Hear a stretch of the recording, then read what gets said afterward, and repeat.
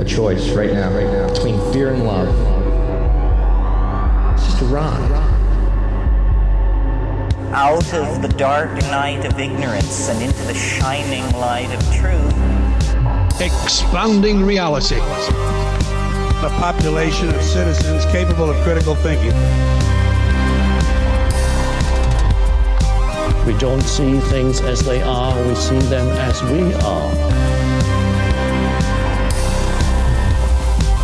There's a level of reality where everything dissolves into an ocean of energy. We empower our experience by insisting on our authenticity. That's very profound. Very. Expanding reality. Welcome to Expanding Reality. I am your host, Brandon Thomas. On this episode, Cecelia Baez. She is an energy therapist, a healer, a teacher, a guide. We talk all about the energy shift happening globally right now, guys, action and motivation, how you can heal yourself. We also talk about her channeling of the Jesus energy experience as well as her ayahuasca experience, which are both absolutely fascinating. You guys will really like this episode. For more from this show specifically, guys, go to expandingrealitypodcast.com. That is where the links to all socials and all that kind of stuff are. So without any further ado, Cecelia Baez. All right, ladies and gentlemen, welcoming to this episode, it is Cecelia Baez. How are you, darling? Absolutely wonderful. Hell yeah. We are about to have a wonderful conversation about all things awesome. Are you down for that? I was born ready. Come out. Okay, so before we get into why I'm having you on, besides the fact that you're awesome, tell the folks out here just a little bit about yourself, please. Oh, wow. I could have prepared for that question. I didn't think I was going to ask that question. Go from the heart. Go from the heart. Be authentic. It's real original, right? Always. Well, hello. I am Cecelia. I am the energy therapist, but that does not mean that I am strictly just an energy healer. I am a Philly native, born and raised, though I don't feel like I'm from this planet. That's to say the least. I am a high energy being, which means I am bouncing off the walls absolutely all day. Now, with great energy comes great responsibility. And so with all of this energy, most of my life, I've used it in very dark and depressing ways that have made me play very small. And within my journey, coming to a point where I'm now playing it very big within myself, that energetic shift. And so here I am, this energy being who is absolutely, and this is probably crazy to say this, but absolutely in love with planet Earth, with humanity, and with the up-leveling of this collective. And I'll get deeper into that stuff. But yeah, so I'm a little bit of a passion nut for that stuff. It's everything to me. And it has been since I was a little girl. So what got you started on that? Was it a connection to like animals and earth? Did you just covet nature just a little bit more than probably your average kid just wanting to play with trucks and go to the moon? Definitely played in mud a lot. That's for sure. A lot of grounding. Oh, goodness. I didn't grow up in a family that actually was nature oriented. I did not discover my love for earth until 2007. And at that point, I was probably 13. I was about 13. Wow. Shows how young I am. My goodness. You were quite young, yeah. That also plays into why I'm having you on. So go ahead. Ooh, interesting. I have a plan. I'm also very goofy. I will laugh probably this entire time. That's fun. I'm super charismatic. You're going to have a great time here today. So it's all good. Go ahead. Beautiful, beautiful. Well, to be honest with you, I believe my love for humanity started in kindergarten when my father told me that if I became a doctor, I'd make enough money to buy a Lamborghini. And then I thought, wow, I could fix people and make a lot of money. This is great. Yeah, in kindergarten. That's what I thought. But then you have this little girl who's like 6, who's 7, who's 8, who's 9, who you'll catch doing the dishes for like an hour at a time.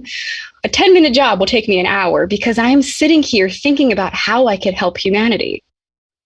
Really, I mean, eventually it pivoted from a money aspect into just really enjoying the transformation within an individual and the potential of what can happen here on planet Earth.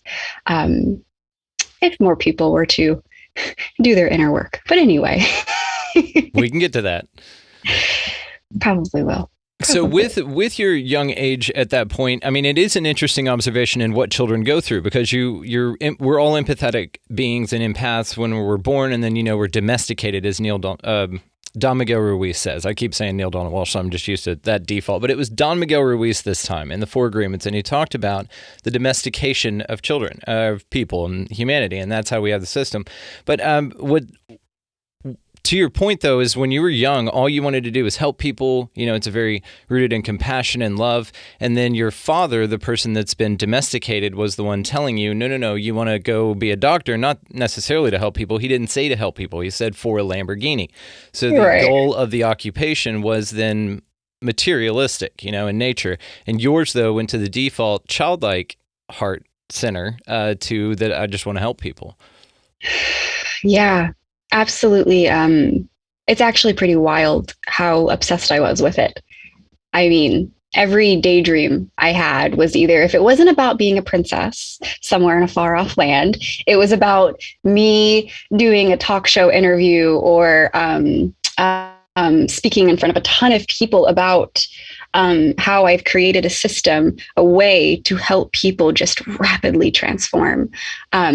Yeah, I was a very little girl thinking and dreaming of these things and writing about these things. And so it's interesting. It's weird to me. I'm just like, oh, okay, cool. Little genius, you. No, I'm joking.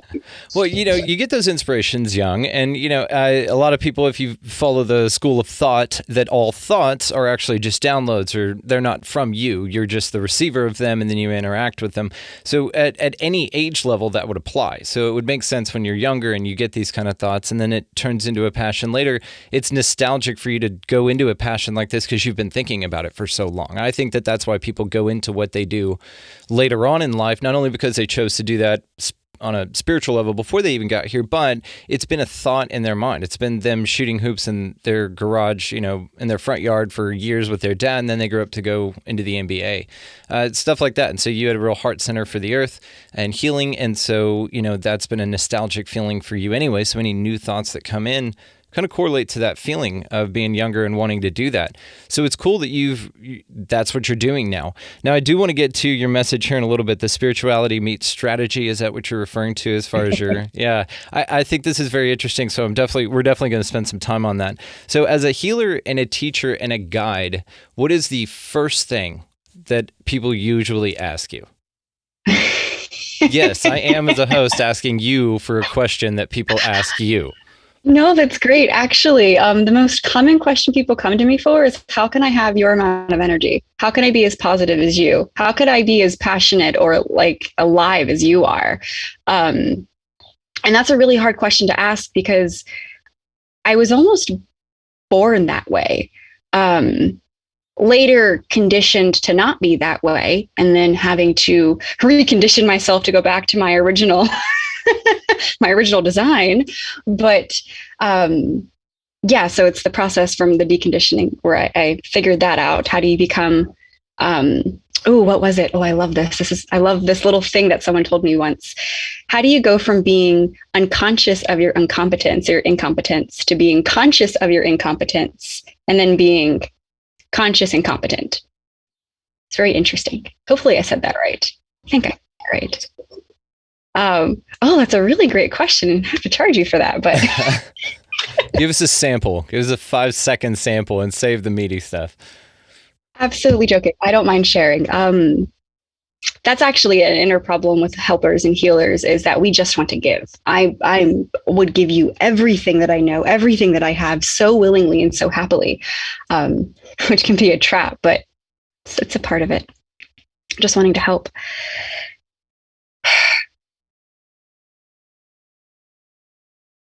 Consciousness, right? That's that word. Increasing consciousness, expanding consciousness, developing more mindfulness, more awareness of our unconscious natures. And what's really interesting, actually, a tool used would thus be shadow work. a tool that I am absolutely obsessed with right now. Like, you have no idea the shining light into all your unconscious behaviors, patterns, habits, beliefs, even talents that you might have that are now unconscious. Really powerful stuff. I'm actually creating a workshop all throughout September with my students to hone in on something for that. But yeah, if anybody wants to go from unconscious to their incompetence, do some shadow work. You'll become conscious of everything. Yes, and there are many ways to do that. Nice psychedelic experiences. You can do this in a variety of ways, and I do highly recommend that part of the process. It's not one that a lot of people talk about. They want to get right to the crystals and sun in their balls, but they don't, want to do that part of it. So why is that part so important? Okay, so you have shadow work, which could be viewed as maybe a dark work, right? Let's just think of it that way. The shadow, the darkness. Then you have light, the light work. That I would consider the crystals, all the love and the light, the good things that do come with spirituality, that really do. A lot of that awakening and activation and up-leveling. But for that to really even happen, you must do the shadow work. You must come into awareness of all parts of your being in wholeness. So the shadow self forms very early on in our life. Well, it could actually develop later as well. But when there are parts of our being that are disowned, suppressed, rejected, and shoved down, just pushed away. And when that happens, you become fragmented. Your being becomes fragmented. And so when you dive on your spiritual journey, right, you're awakening, you're remembering, you're putting yourself back together. But you can't be that whole being with these fragments still. You must bring all of that, integrate all of that into you, bring it into the light. And in reality, I don't even think shadow work is like dark work, because it's kind of like alchemy. You're taking the shadow and you're transmuting it into light, your whole light, which in itself is light work. Pretty cool stuff, which will even just make all of the other beautiful light things about spirituality that much more deep, that much more powerful. It's like, how can you understand happiness if you've never experienced a sadness, right? Yeah. How can I? It's yeah, and the duality is part of this place. And so yes, the importance that I've discovered as well, exactly to what you said, is it's part of it. It's part of you. So you have to master both the dark and the light to be able to join them together. I know there's great memes about this where there's like, Grim Reaper sitting next to a chick and they're sharing a joint or a cigarette on a step or something like that. And it's like, in my shadow work and I figure it out, and you're both kind of in this together. And so it is important to embrace those sides of you and just the recognition of it. And like you said, unconsciously, it's a big challenge because they're unknown unknowns to a lot of people. They're ignorant of that part of themselves. So the awareness of it changes everything. And I completely agree with you. I do think that that's very important. So whenever we look at what does an energy therapist do? Whenever you say I'm an energy therapist, I like it. I mean, it's very cool. I'm waiting for the t-shirt. So what is energy therapy? okay. Well, if this was asked in that healing spiritual community, I would say if you use the words energy therapy, you'll immediately think of energy healing. Reiki, IET, theta healing, you'll immediately go into that department. And I should have known this when I picked that name, but that's not all that I do. That's actually not even the core of what I do. And so I've actually debated on changing that name into something that's more in alignment so that when people see it, they know. But I also like being asked that question because then I can bring some light to the surface. So yes, on one level, energy therapist can be in direct correlation to energy healing. Definitely. But my mode of being is energy. And so energy is everything that I work with. And energy is way more than just releasing suppressed energy from your body or bringing your chakras into alignment.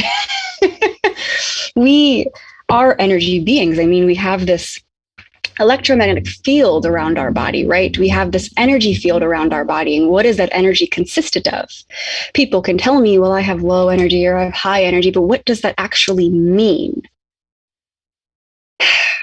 So energy therapist actually came from me going on Google and like, well, what are Reiki people called? Oh, they're called Reiki therapist. Oh, well, what's a massage person called? Massage therapist. Well, what's somebody who works with energy called? An energy therapist. Yeah, I like that it. was the process. It was that simple.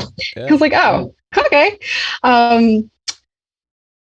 Now I can get way much deeper into it, but I help people master their energy, right? I help them master this field around their body. And I do so in a way where you no longer need to seek external sources for your own healing. A lot of what I do is about shifting people out of that seeking loop of having to go outside of themselves for stuff and working with their energy, their field, their state of being.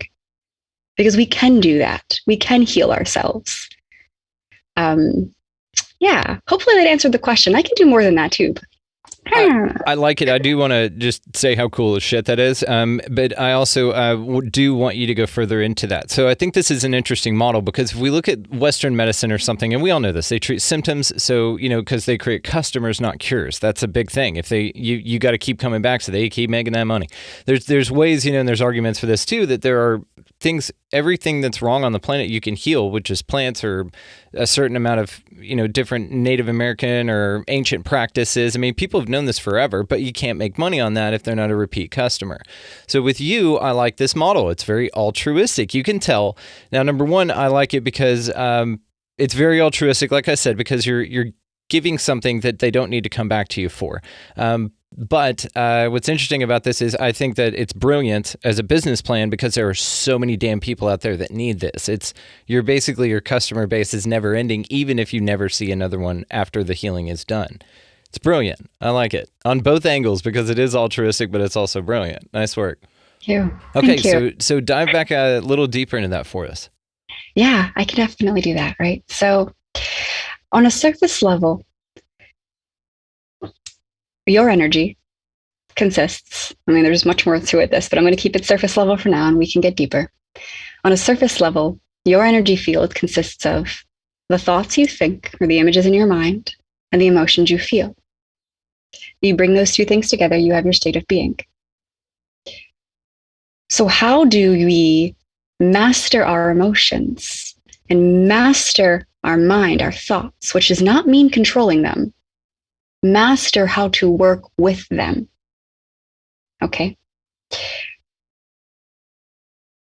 I also go off of the idea of, okay, so if we have this energy field around our body, this force field around us, and it is consistent of the thoughts and the images in our mind and the emotions we feel that come together, that's our energy. That's the energy that people can feel. They can feel that. That energy goes out into the world, out into the universe. Now the law of vibration states that what you give out will come back to you. And so I'm teaching people how to be in control of their energy field so they're in control of what they're getting out, putting out into the world, and they're getting back, thus creating the reality that they want. Okay.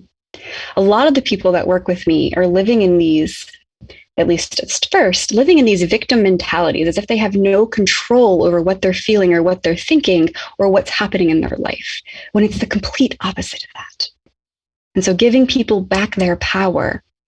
And a lot of that power is built in having a very strong energy field. Yeah, I feel complete with that. That was great. Yeah, and it makes so much sense because, of course, it's this, your perception is your reality. And, there are things about the human body that science hasn't recognized as an actual science that a lot of people are aware of and have been aware of for thousands of years. And so the fact that this is starting to come back about will lead me to my next question. So you are quite young. How old are you, by the way? Just curious for the audience. I'm 27 next month. 27 next month. Oh, when's your birthday? September 22nd. I'm 18th. How cool is that? Hashtag so Virgos for life. Okay, yes.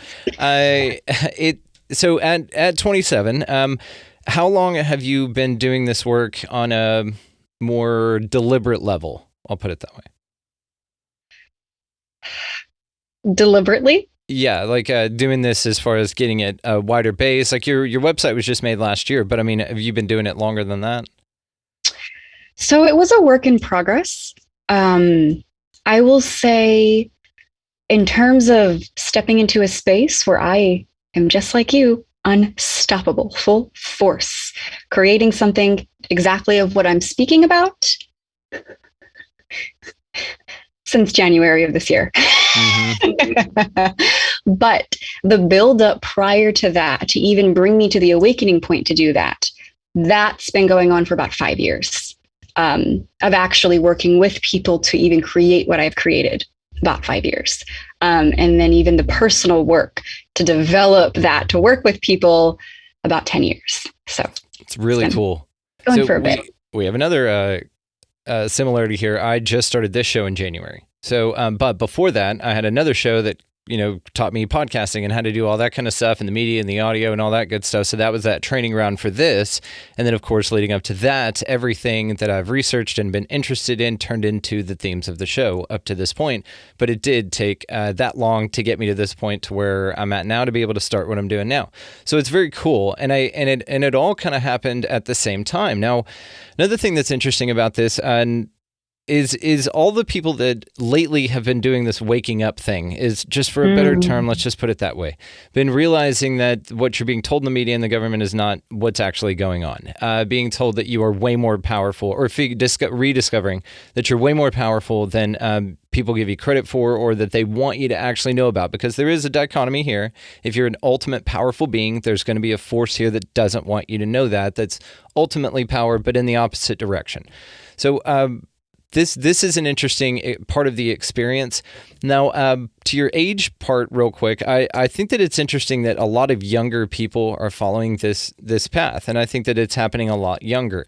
Do you think that this is because of a global type of consciousness shift, or do you think that we have way more, not only connectivity with technology and the internet, but also you have more examples of that this is what can resonate with you as a career or as an occupation?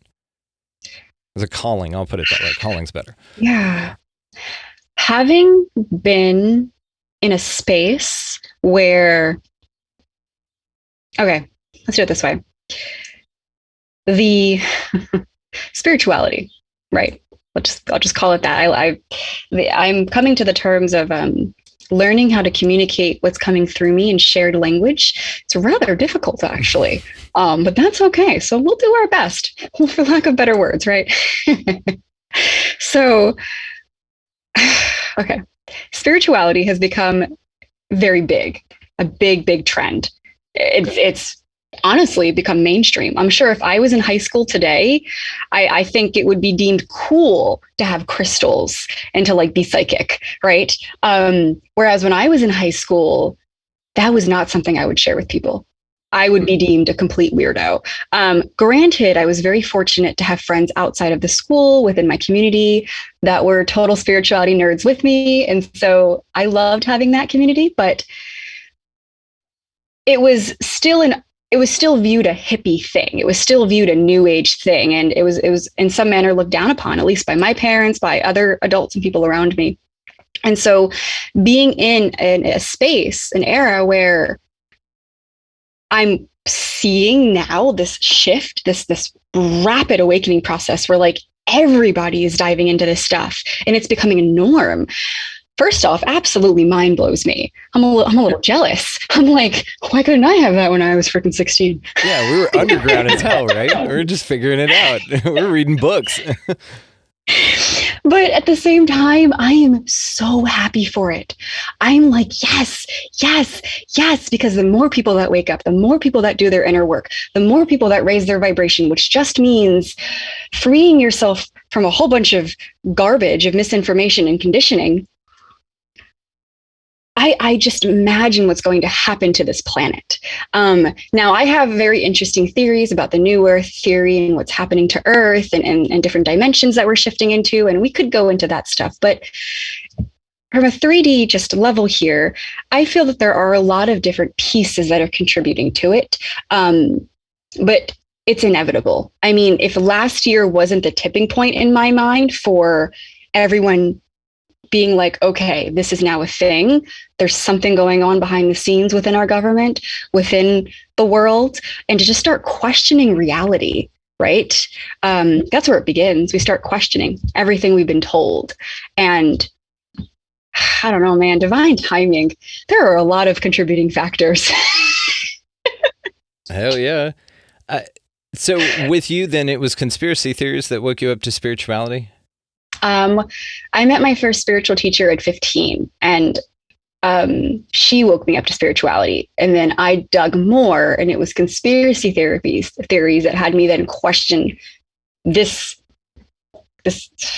school system and the government and health. Yeah. And everything. I ask the question just simply because I find that they do go hand in hand. You either have a spiritual experience or, get to start even glancing in that direction, and then you start looking at conspiracy theories or vice versa. You're right. And it does have to do with you just taking the lid off. You're pulling the thing off your eyes. You're like, hang on. So everything I've been told is not what I'm seeing in reality. Like the two just don't jive. They don't match up. And what you're experiencing and what resonates with you, because ultimately that's your experience of this reality. How you experience it is what's true. And of course, then you people dive down this thing of like, oh, well, people just can't go running around doing whatever they want. Yes, as long as you don't hurt anybody else, there's caveats to this. And we all know that. Don't be childish, right? And so with this mass spiritual awakening and us, do you think it's a result of us shifting into a new dimension, or do you think it's a result of the domino effect of technology being able to connect people in a more, just so much faster?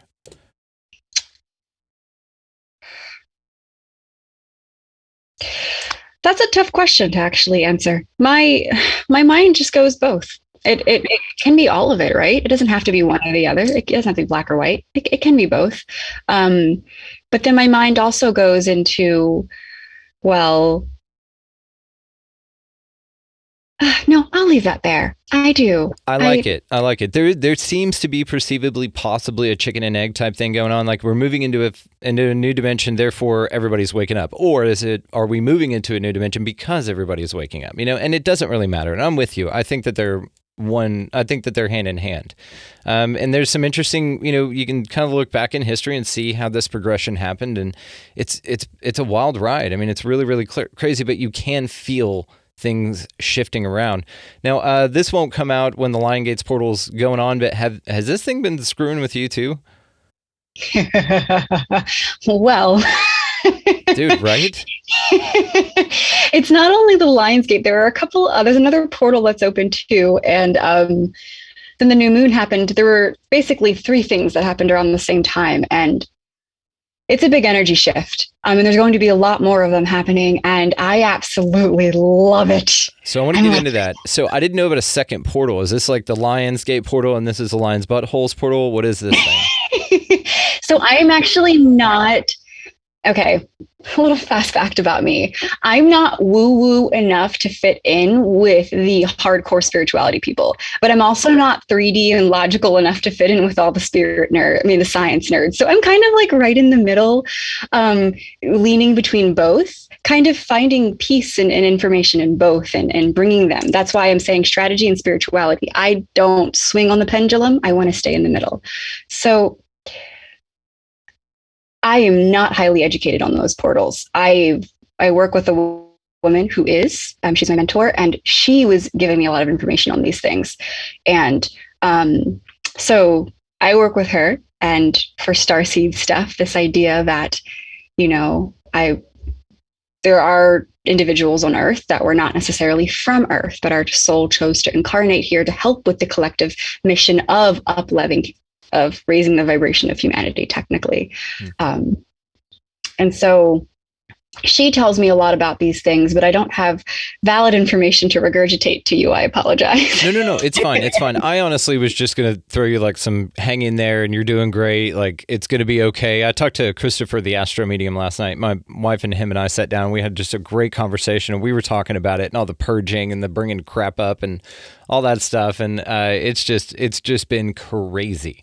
So, okay. Yeah, it's just been wild. I didn't know if you were affected by it like everybody else, because a lot of people I talked to were just like, man, this one's rough. And it's like, I know, but it's weird. It's a necessary part, I guess. Can I share something that might help people that are going through it? Please. Yeah. So a part of the self-healing idea that you can quantum heal yourself on your own. A lot of it has to do with when you're moving through very difficult experiences, discomfort in the body, anxiety, tension, depression, just whatever it is. You don't even have to label it. You just know that you're not feeling okay. And it can also be very subtle. The first idea is, one, to not judge it as like, oh, I don't like how this feels, to be just notice it. Oh, I'm feeling a little off right now. There's something going on. Okay. And so when you release judgment towards what you're experiencing, you're giving yourself permission to experience it. And within that permission, I would further say to just surrender to what you're experiencing. And when you surrender to it, you can still feel very uncomfortable while surrendering.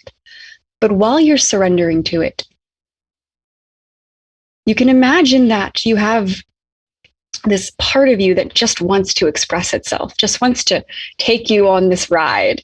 And you can imagine like a roller coaster, right? And some of us would judge the roller coaster as scary, and some of us would be like, whoa, this is so fun, right? So it's just perception of the experience, but we can just scratch all meaning of what it could be and just allow ourselves to experience it. And so when you're there with any resistance or discomfort, you're surrendering by being with it. Your breath, there's a very specific breath that you can do that will create quantum shifts in your ability to release what's inside of you or to transmute it into something different, a lighter energy. Very basic, so simple. You will breathe in through your nose and you will fill yourself up, okay? And you're going to breathe out through your mouth, but there are two key factors here. One, that breath must be audible. You want to hear it. Not like this. Okay. Two, you want it to sound like a sigh. You know, we sigh out of relief, right? Right, we're sighing out of relief. And so inhaling to fill yourself up and exhaling in an audible sigh, you are surrendering in that motion itself, and you're surrendering to what's inside of you, and you're letting this out little by bit or transmuting it. I tell you, you do that for 5 minutes, anytime you feel uncomfortable, it will be gone. It is, people are just so resistant to even having the willingness to even just want to do that. And no, I don't mean like sitting here and breathing softly. I mean, really getting into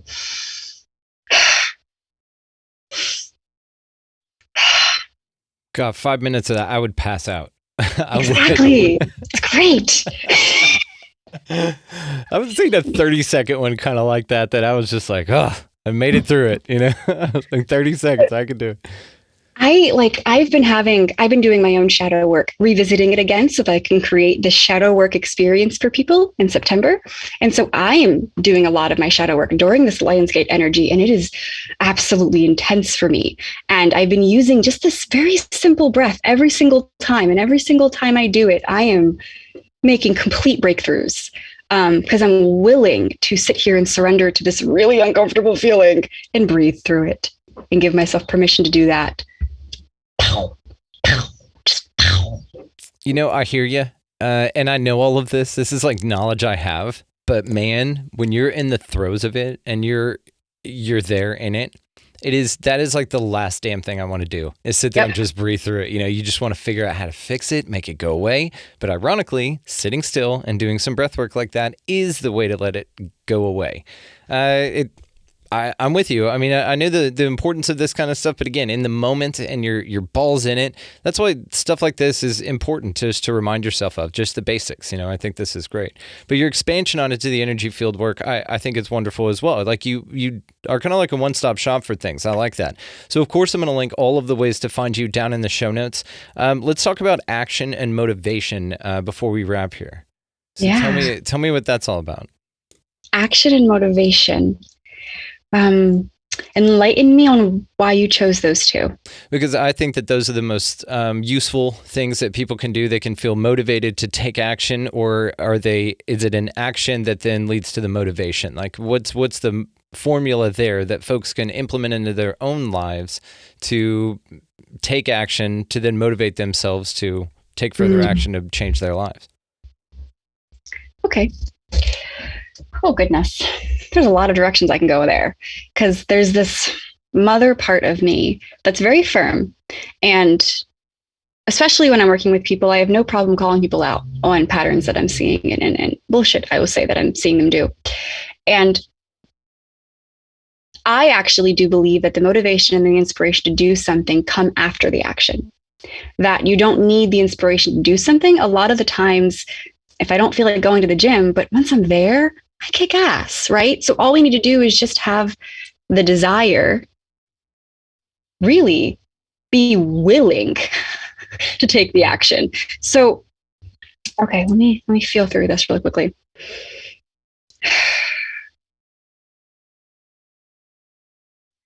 I find the only way an individual is going to want to take action towards something is when they have committed to that something that they want to do. A lot of the times we consciously think that we're committed to something, but we're not. We're unconsciously committed to something different. And that's why our words don't match our actions, because we have this unconscious commitment towards something totally different. So I see this a lot within my students. And so having to recalibrate, okay, well, what are your priorities? What are you really committed to? And to understand that you can't be committed to a wide spread of things. Your energy is spread too thin and you'll get nothing done. You have to hone in your energy and where it's going, and then commit to that thing or those 2 things or 3 things, but a very small selection of things. And so when all your energy is going there and your commitment is there, you, especially if that commitment is embodied into the subconscious, you will just naturally do it. You won't have to be motivated. You're just naturally going to do it. So a lot of hacking the mind with that stuff. But can you ask the question again? Yeah, it's just about action and then motivation. And it's kind of like that saying, doing work that you don't enjoy is called stress. Doing work that you do enjoy is called passion. I put this up on my Instagram. I'm sure you saw it. Ooh. Oh, what I want to say will take too long. No, go ahead. You're fine. Launch into it. So one of the really cool things that I learned about, this is August, 8 months ago, is this thing between intrinsic motivation and extrinsic motivation, right? So that intrinsic motivation is that thing where we internally are motivated to do. And that's because it's something that we enjoy, that just brings us that gratification, that happiness, right? And we'll do those things very easily. And then you have extrinsic motivation, is when you're doing something for that reward, okay, for something that's going to come after. Now, I find we want to lean more towards the intrinsic motivation. We want to lean towards that thing, the things that we just naturally really want to do, we enjoy doing. And how to tell if something is in alignment with you, and it'll be in alignment with you if the amount of effort it takes to do it, so the amount of energy, physical and emotional energy it takes to do this thing, and the impact that's going to have on your life. Is it going to bring a big impact or a small impact, right?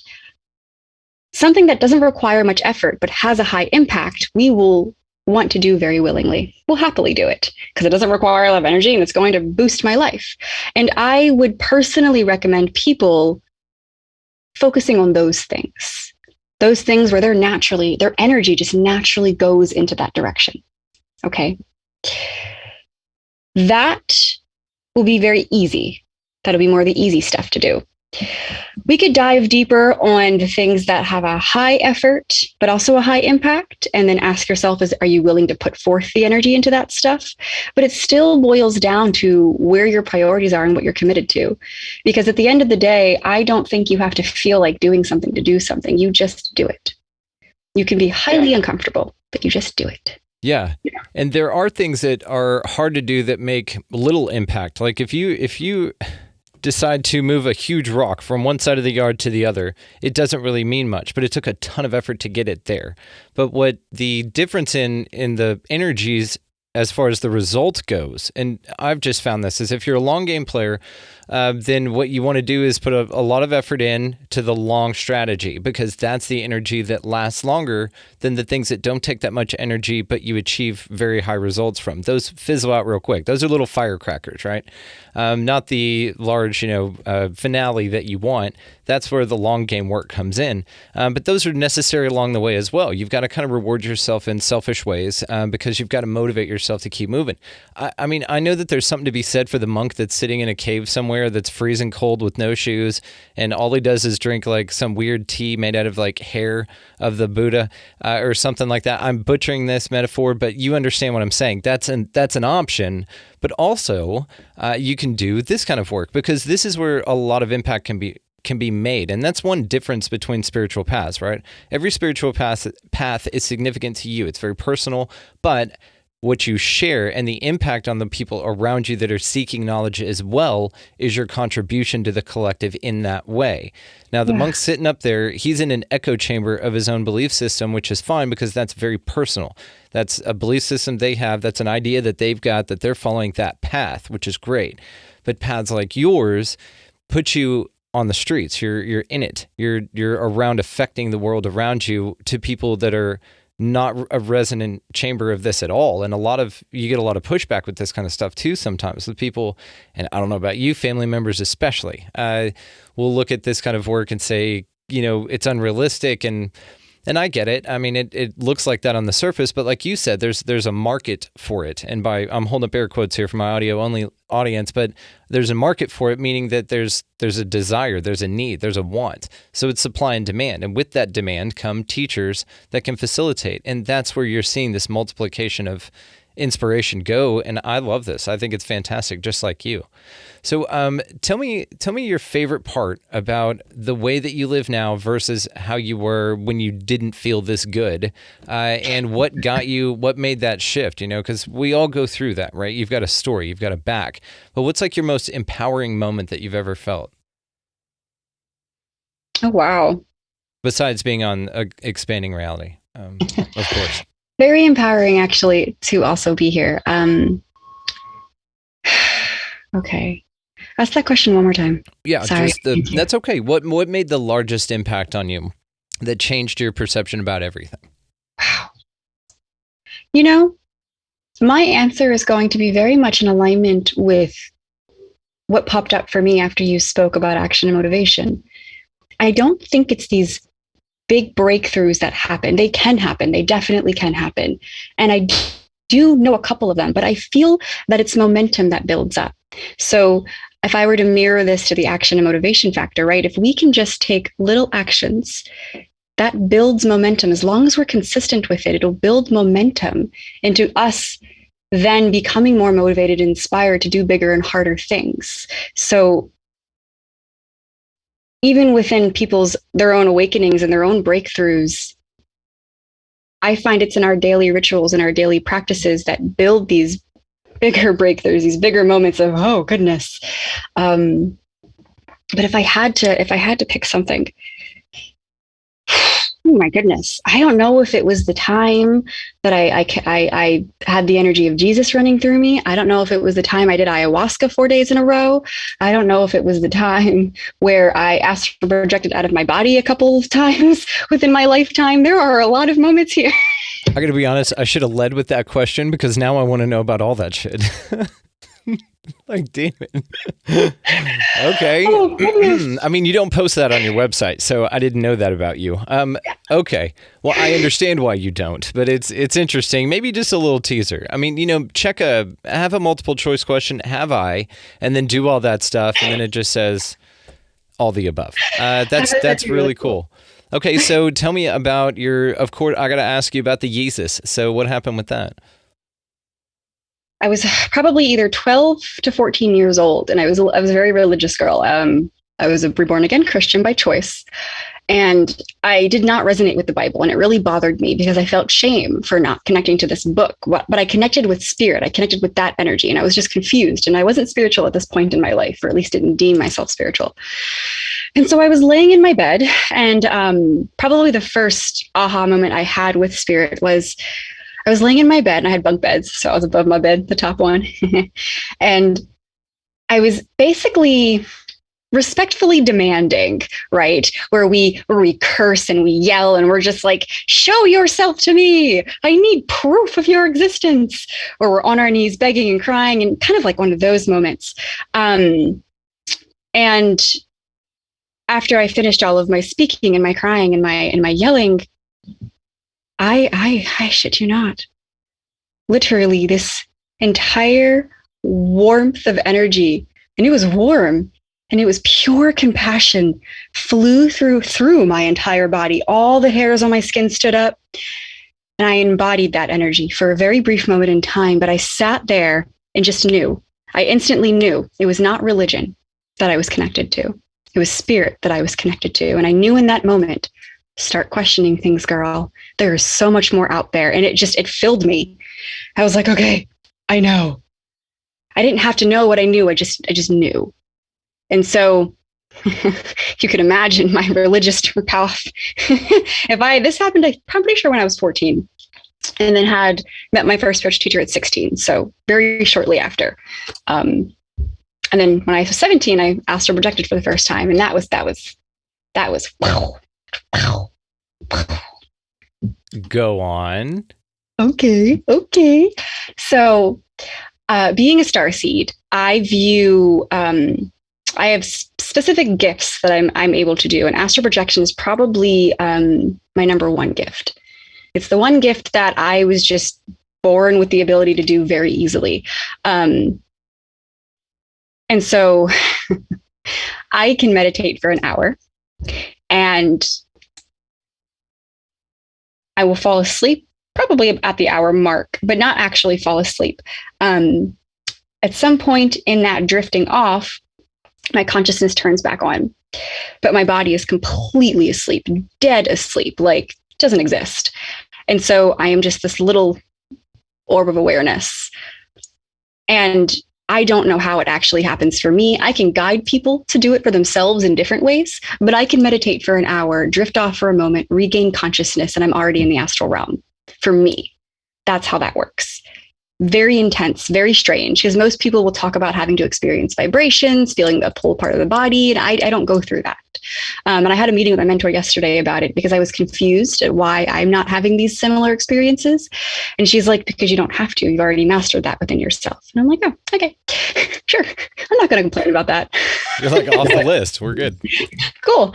And I don't want to jade anyone's astral experience, but it almost, for me, feels like you're in this reality, but it's altered. So very fuzzy, kind of blurry, I have little twinkle lights that kind of shine everywhere. But I know that I'm not consciously awake, at least here. I'm not here because when I stepped into the astral space, I was wearing a different outfit than when I went to go meditate. And I was like, okay, I was wearing a red dress, and the color of the creatrix, which is my starseed type, is red. And so I was wearing a red dress, and I'm just like, where am I? Why am I? I'm in my room, but my mirror is like twice the size that it was when I first got here or when I went to bed. I'm wearing a different outfit. Everything's kind of blurry and fuzzy. I was like, I did it. I astral projected. Oh my goodness. Okay, so if I'm in the astral plane, I can float. And then I would float. Then I'd fly around my room, and then I brought other entities into the space, and it gets much bigger than that, but it is pretty cool stuff. At 17 years old, to realize that there is way more than this 3D reality. This is very limited. Yeah. Okay. I'm sorry. No, not at all. It's very, very interesting. I love this. So why do you think that like your room and stuff exist in the astral plane? Is that just because atoms make up all matter, and therefore matter has energy, and therefore all energy in whatever form human beings put it in will also exist in the astral? Do you think it's got anything to do with that? Because it's odd to be in an energy field and then have your walls and door and all that stuff, and even just be slightly augmented. I mean, it's interesting. Or it could just be, of course, a mental projection of what your astral body wants to put around you to make the transition more comfortable, right? I mean, all things are possible. I know from the research that I've done on astral projection over the years, most of the things that I've read, and there could be totally other different experiences, but I don't want to jade it for anyone because it could be totally unique to the individual. But from what I've read, you will find yourself where you are. It's called remote viewing. I haven't tried it. I think that's a little bit of invasion, but I could, maybe next time I'll try it. I don't know. Where you could technically, when you're in your astral state, you can go into other people's homes and see what they're doing. And then when you come back to your body, you can tell them, hey, I saw you doing X, Y, and Z, and then validate if you were actually able to do that. And many people have reported being able to do that. There's actually a really good book called Journey Out of the Body that was written by the creator of the Monroe Institute, because he wrote a whole astral projection book. So that has tons of information on it. Very good. But to answer your question, I have no idea. It just seems to be a common theme that we end up in the space that we're in. My mentor told me that I was not necessarily in 5D and beyond, and that might be why I was in my room, that I was in 4D. I was there, rather than being in the altered states where then I would be able to actually do a lot more. So I'm excited for when I get there. Segue to altered states. How was your ayahuasca experience? Honestly, I was not ready for it. I'm making that face. I was not ready for that. Had you dabbled into the psychedelic world before any of that? Okay. So just mostly what, mushrooms and any LSD or anything like that? I've done LSD and mushrooms. I've more than I can count on my fingers. Okay, that's fair. Me too. But so you had kind of an idea of what to experience. Now, what's interesting in the way that I've heard this described as well is the medicine ayahuasca is very different. It's a spirit. So it takes you on it shows you what it wants to show you. As far as mushrooms and for a good amount of it, probably LSD, then you get to tell it what you want to see and you kind of control the experience in a big way, but it's the opposite. It's like 80% you control, 20% LSD or mushrooms control. It's the inversion of that. You control about 20% of that ayahuasca experience. So what made it so challenging for you? Oh, because it showed me some really creepy stuff, man. On your first time? Well, there were a lot of evil things that I was seeing. It was really scary. For one, I didn't know. So I went into this space, and I'm just used to when you're on mushrooms or LSD. Like, I've done those things alone, and I've had my own personal experiences, which I actually prefer in those states. And then I've done them in group settings. And when you're with your friends, you can talk to them and share and talk about what you're going through and have that shared experience. And I kind of really also like that. And so when I went to do ayahuasca, I thought it was a community thing. I didn't know that you can't talk to anybody else, at least where I went. You were completely by yourself. And that kind of made me go crazy. Because I'm a talker and I like to talk. This should be a box that you check, right? You should say, okay, I want the personal experience, or I want like a group setting, or do like, okay, I want personal experience for a little bit, and then I want to have the option to go group. Yeah, because this is like restrictive, and I get it. It's like the monk thing we were talking about. It's a very isolating experience, or you can have a shared experience. So I'm right there with you. It should be an option, right? I mean, I paid like thousands of dollars to go do this thing that I didn't get to do. I felt the need to want to talk with people, and I couldn't have that met. But aside from what I was actually experiencing, it's just I don't know. I just saw a lot of devil faces and a lot of demon things and a lot of really, really scary stuff. I was switching between being the scared little girl in like the fetal position and then also experiencing just a lot of demonic dark energy. And so I was bouncing between the two of them the entire time. So yeah, I guess it does purge your demons quite literally. Damn. Would you do it again? Yes. Yeah, right. Yeah, I'm more prepared. That's right. Well, and it's like the first time I took acid, I had a horrible, horrible bad trip. Like, we don't have time to unpack that for sure, but it was very, very bad. And but I, and that was the thing. I was like, well, of course I'm going to try it again because that's not a fair assessment of it, right? I was probably in a spot, whatever. But I think that was my purge back then on that one trip when I was in high school. Anyway, so you are wonderful. Did you have anything else that you wanted to kind of close out here with? I will, of course, link all the ways to find you down in the show notes. notes so that folks can come check you out and connect with you and everything like that.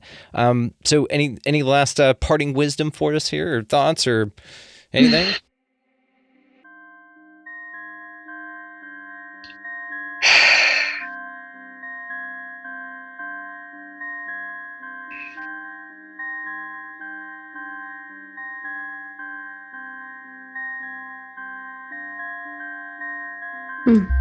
Okay, thank you. Wow. That's pretty cool. I just wanted to do that. I just wanted to do that. And while I was doing that, the only thing I was looking at was the individuals that are watching this or listening to this. I want you to know that all I'm looking at, all I see is the light within you. Not the layers of conditioning, not the ego, not the stories that you tell yourself, about your pains and why you are the way you are. I see at the core of your being your light, your authenticity. And that's what I want to awaken within people, to shed all the other stuff. Yeah. So thank you. Thank you. You're awesome. Thank you so much. Absolutely grateful. And really sweaty. Whew, lots of energy. Well, I'm in Texas, so I'm with you. Lots of heat out here and energy. I guess it's both. But Cecelia, thank you so much. This was awesome. We will definitely stay in touch. Don't hang up yet because I want to ask you something after this. But thank you so much. We really do appreciate your time. Thank you. Fascinating stuff. She has a very interesting perspective, and that's what I also find more interesting about her as well, is how young she is and how many more resources she has coming up in it at the time she is. And it's a really necessary element to the global collective consciousness awakening that we're all experiencing right now and enjoying the hell out of. So go find Cecelia down in the show notes, guys. All the ways to find her will be linked down there. As for this show, you can find us at expandingrealitypodcast.com. That is where the links to all of the socials will be. The YouTube is over there as well. If you guys want to check out the YouTube video of this, it is there. So go to expandingrealitypodcast.com for Patreon as well. So the music that you guys are hearing under this, it is awesome that my friend Vinny the Saint is helping us out with our outro music here. He does an incredible job, guys. He's got some new stuff dropping. He keeps churning it out. He's just very inspired lately, and it just keeps getting better. So it's fun to follow his journey, and we're grateful that he lets us use his music here. So you guys go check out Vinny the Saint. It is linked down in the show notes as well. So go out into your week this week, guys, and just pick up a piece of litter. Be nice to every person and animal that you come across in your day there. Buy somebody a coffee or a meal in line behind you. It doesn't have to be anything massive, but it makes a massive impact. Get out of the left-hand lane, of course. And if you take nothing else from this show, guys, y'all go out into your world, whatever this is. Enjoy the things around you, and y'all just be good to one another. Thank y'all so much for listening. We'll see you next time.